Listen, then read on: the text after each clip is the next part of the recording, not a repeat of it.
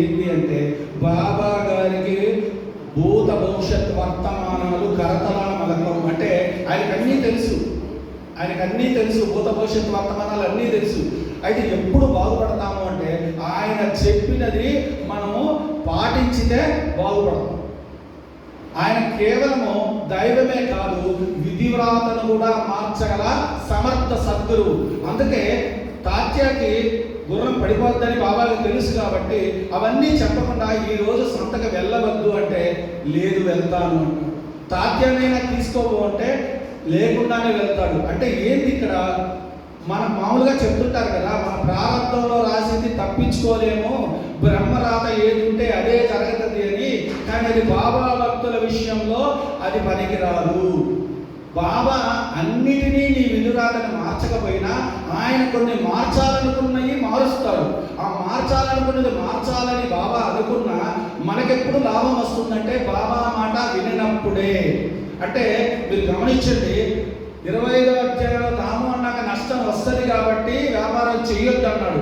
ఆగాడు కాబట్టి లాభపడ్డాడు. ఇక్కడ తాత్య వినలేదు కాబట్టి నష్టపడ్డాడు. కాబట్టి మనం ఏం చేయాలి, మన జీవితంలో ఎలా అప్లై చేసుకోవాలి అంటే మనం బాబా గారు చెప్పిన పనులు చేయాలి, వద్దన్న పనులు మానాలి. అయితే బాబా ఆ రోజుల్లో ఉన్నాడు, ఇప్పుడు మాకెట్ట తెలుస్తుంది అంటే సచ్చరిత్ర ఉందిగా, ప్రత్యక్ష గురువు, పిలిస్తే పలికే దైవం సాయి సచ్చరిత్రలోనే ఉన్నాడు. కాబట్టి అది చదవండి, దాంట్లోనే మీకు సందేశాలు వస్తాయి. అలాగే ఇంకొకటి చూద్దాము. తాత్య ఇలాగే 2 సార్లు పోయి పడిపోతాడు. పడంగానే సాయి మాట గుర్తుకొచ్చిందని రాశాడు. అంటే నేను కానీ విని ఉంటే నాకు ఈ బాధ తప్పేది కదని మనం కూడా తెలుసుకోవాలి. బాబా గారు వద్దన్నది మనం చేస్తే కూడా మనకి ఆనందమే అవుతుంది. అలాగే ఇంకోటి గమనించినట్లయితే బాంబే నివాసి ఆంగ్లేయుడు ఒక ఆయన వస్తాడు. ఆయన కోరిక ఏంటంటే మసీదు మెట్లెక్కి బాబా ముందు మోకాళ్ళ ముందు కూర్చొని ఆయన చేతికి చుంబించుకోవాలని ఆయన కోరిక. కానీ బాబా గారు ఆయన్ని వాయిదా వేస్తాడు, 2 రోజులు వాయిదా వేస్తాడు. ఆయనకి ఎట్లా బాబా నాకు అవకాశం ఇవ్వడని వెళ్ళిపోవాలనుకున్నాడు. ఇక్కడ ఎలా ఉంటుందంటే బాబా గారి లీల అత్యంత ముఖ్యంగా ఉంటుంది. అంటే మనకి అర్థం కాదు. బాబా గారు ఆయనకి ఎందుకు అవకాశం ఇవ్వలేదంటే ఫస్ట్ రోజే ముందుగానే అతని చేతికి ముందు పెట్టుకునే అవకాశం ఇస్తే ఆయన వెళ్ళిపోయేవాడు. అతనికి అక్కడ గండం ఉంది, గోపరగాం దగ్గర పడిపోవాలి. అందువల్ల అతను ఆపాడు. కానీ అది అతను అర్థం చేసుకోలేదు.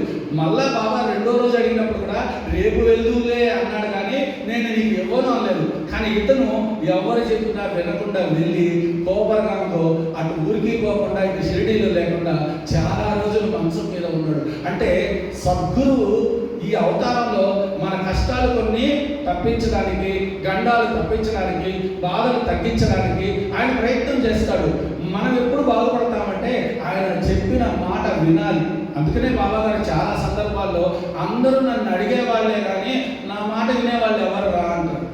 అంటే ఆయనకు కూడా బాధే. ఇప్పుడు మన పిల్లవాడిని ఒరే సైకిల్ స్పీడ్గా తొక్కబాగంటే స్పీడ్గా తొక్కి పడేస్తే తల్లిదండ్రులు బాధపడరా? అట్లే కదా ఆయన కూడా మన తల్లి కదా, ఆయన కూడా మన తండ్రి కదా. మనం వద్దన్న పనులు చేస్తే ఆయన కూడా చాలా బాధపడతారు. బాబా భిక్షాటన 5 ఇళ్లను ఎన్నుకొని ఎందుకు చేశాడంటే మానవులు వాళ్ళ ఆహారం కోసం వంట వండేటప్పుడు, ఇళ్ళు చిమ్మేటప్పుడు, గుడ్డలు ఉతికేటప్పుడు, అంట్లు తోమేటప్పుడు మన వల్ల కొన్ని సూక్ష్మజీవులు చనిపోతాయి. దానికి పరిహారంగా పంచమహాయజ్ఞాలు చేయాలి. పంచమహాయజ్ఞాలు అవి ఏందో ఎలా చేయాలో ఎవరికీ తెలియదు.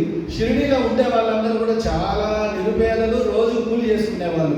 అందుకని బాబా గారు 5 ఇళ్ళకెళ్ళి వాళ్ళ దగ్గర భిక్ష తీసుకోవడం ద్వారా ఏం సూచిస్తున్నారంటే మీరు సత్కర్మలు చేయండి. అంటే బాబా ఒక 5 మందికి అవకాశం ఇచ్చాడు, దానం చేసే అవకాశం. వాళ్ళంతా బీదవాళ్ళే అయినా కూడా వాళ్ళు ఈయనకి చేసిన దానివల్ల మనం ఆ రోజుల్లో లాగా పంచమహాయజ్ఞాలు చేయలేకపోవచ్చు. కానీ నీ కాడ ఉన్నది నువ్వు భిక్షగాడకో, ఆవుకో, చీమకో, కుక్కకో, పిల్లుకో పెడితే ఆ పంచమహాయజ్ఞాల కిందకి లెక్కేసుకొని నేను మిమ్మల్ని కాపాడుతాడు అని బాబా ఇచ్చిన సూచన అన్నమాట. ఇకపోతే 9వ అధ్యాయం అనగానే మనకు గుర్తొచ్చేది ఎక్కువగా తక్కడ గారి కథ.